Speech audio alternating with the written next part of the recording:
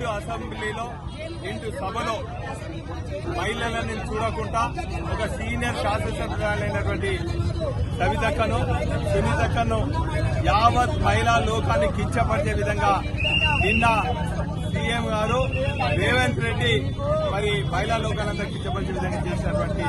వ్యాఖ్యలకు నిరసనగా రాష్ట్ర వ్యాప్తంగా మహిళా లోకమంతా కూడా దాని దుఃఖమనేలాగా మరి శపథం తీసుకోవడం జరిగింది. ఈ కాంగ్రెస్ ప్రభుత్వం కాంగ్రెస్ నాయకులను భక్తులను బస్టాండ్ చేసేదాకా ఇదివరని చెప్పి ఈ సందర్భంగా వారు ప్రతిజ్ఞ పూనడం జరిగింది. ఈ రోజు కేవలం నిన్నే కాదు, అధికారం చేపట్టి 8 నెలల నుంచి చూసినట్టయితే ఏ సమస్య కూడా పరిష్కారం చేయని నిస్సాయ స్థితిలో ఉన్నటువంటి ఈ దద్దమ్మలు మరి ఎప్పుడు సమస్యలు లేవనెత్తినా కూడా దాని పక్కదారి పట్టే విధంగా ఈ రోజు ఎన్నికల సమయంలో ఇచ్చినటువంటి 420 హామీలు ఏ ఒక్కటి నెరవేర్చకుండా ఎప్పుడు ప్రతిపక్ష నాయకులు ప్రతిపక్ష పార్టీ శాసనసభ్యులు ఆ సమస్యలు లేవనెత్తితే ప్రతిసారి కూడా ఏదో ఒక ఇష్యూను డైవర్ట్ చేసే విధంగా ఓ రోజు కాళేశ్వరం